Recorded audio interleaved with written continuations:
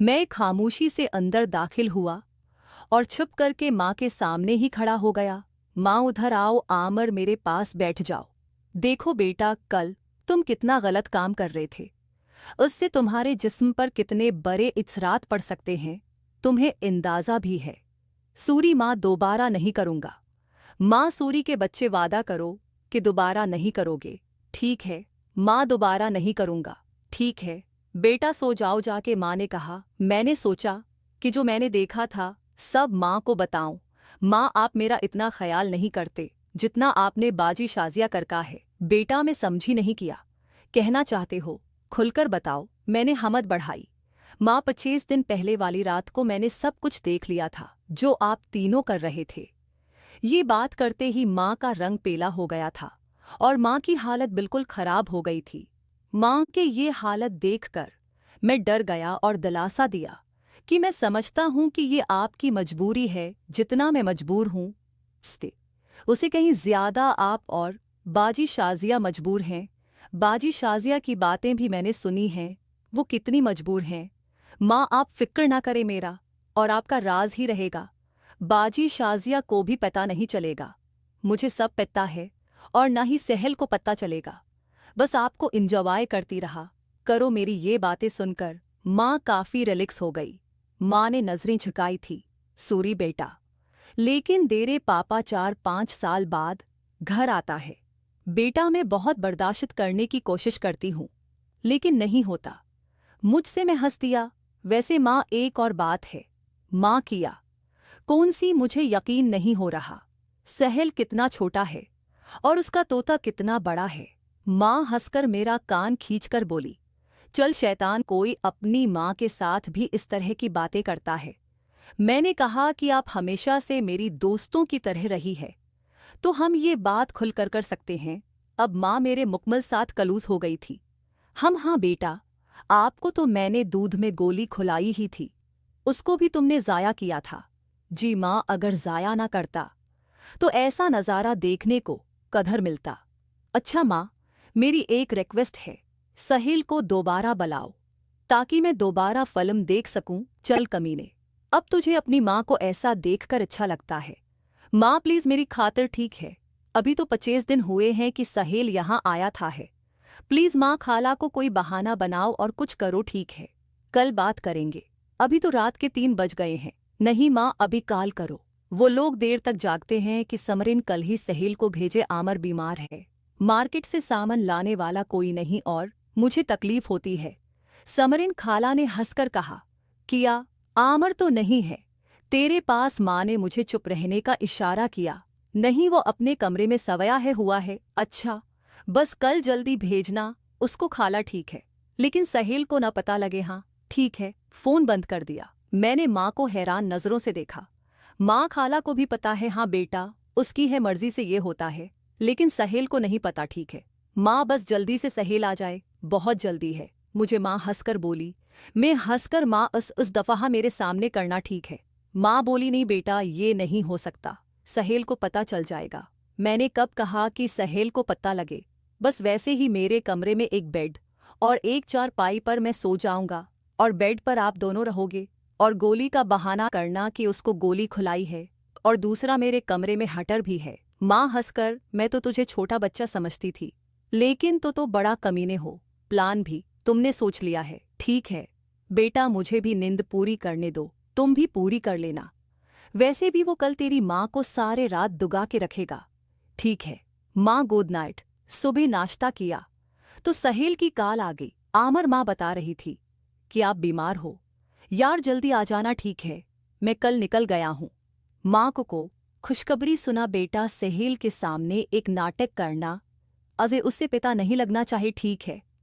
माँ, सहेल का टाइम हो गया। माँ भी गजब की तैयार भी थी और सहेल भी आ गया। माँ ने उससे गले लगाया।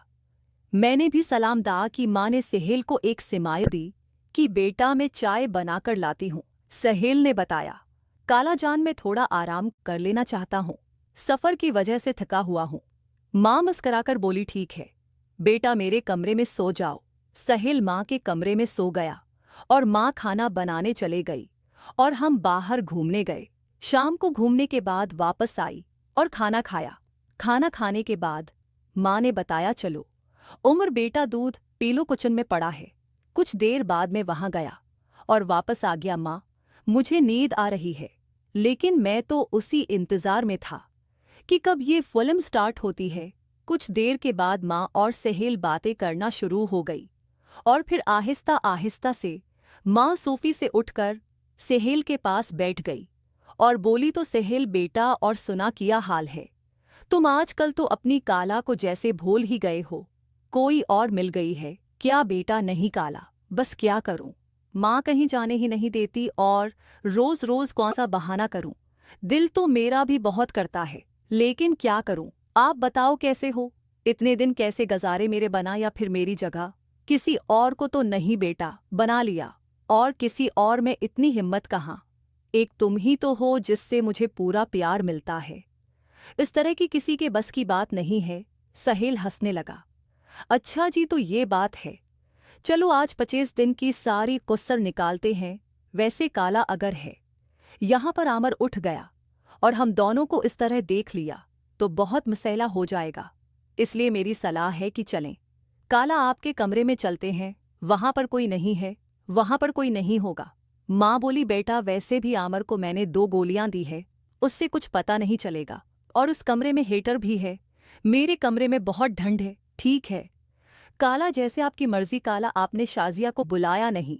अगर वो होती तो और भी अच्छा होता। क्यों बेटा, आपका काला से दिल भर गया है क्या? नहीं नहीं काला, ऐसी कोई बात नहीं है, आप तो बहुत स्पेशल हैं। तो बेटा फिर सोच क्या रहे हो जाओ शुरू। माँ उठी और दोनों बेड की तरफ चले गए। चलते चलते माँ ने मुझे आंख मारी। में कंबल से छिप छिप कर देख रहा था। इस तरह मुसलसल 4-5 दिन लगातार होता रहा और फिर सहेल वापस चला गया। माँ, तेरा तो काम होता है, लेकिन मेरा नहीं होता। मैंने भी काला से मिलना है। ठीक है बेटा। इस हफ्ते में सहेल माँ को बुलाती और मैंने उसको बिल्कुल राजी कर लिया है। माँ, सच? हाँ बेटा, मैं शाजिया का काम कर सकती हूँ, तो तेरा क्यों नहीं? लेकिन बेटा वो कहती है कि मैं तैयार हूँ, लेकिन मेरी एक शर्त है। कौन से शर्त? माँ, पता नहीं किया, कह रही थी कि वहां आकर बताऊंगे। ये सुनकर मैं बहुत ज्यादा कफा हुआ था। कफा क्यों होते हो? तेरी माँ है ना।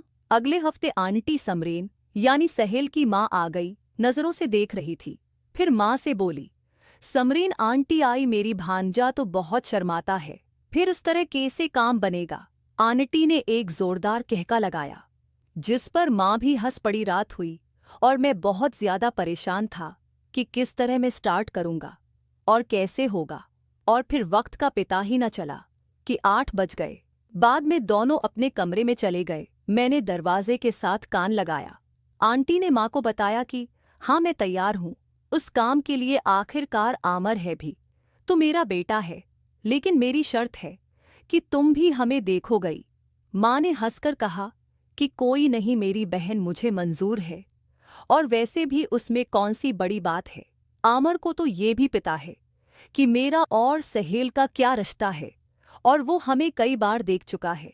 ये सुनकर आंटी चौंक पड़ी। फिर कुछ बातें करने के बाद माँ ने मुझे आवाज दी, आमर बेटा उधर आ जाओ। मैं हमत करके कमरे में गया तो माँ बोली, लो बेटा, तुम्हारी खाला तुम्हारे लिए तैयार बेटी है। और फिर मैंने खाला के साथ माँ के सामने ही इतारे और सुकून हासिल किया और आसमानों की सैर की। अब ये तो मुकम्मल बन चुका था। मैं खाला की खूब प्यारे दोस्तों में उम्मीद करता हूँ आपको हमारी कहानी पसंद आई होगी। अगर कहानी पसंद आई है तो वीडियो को लाइक करके चैनल को लाजमी सब्सक्राइब करें।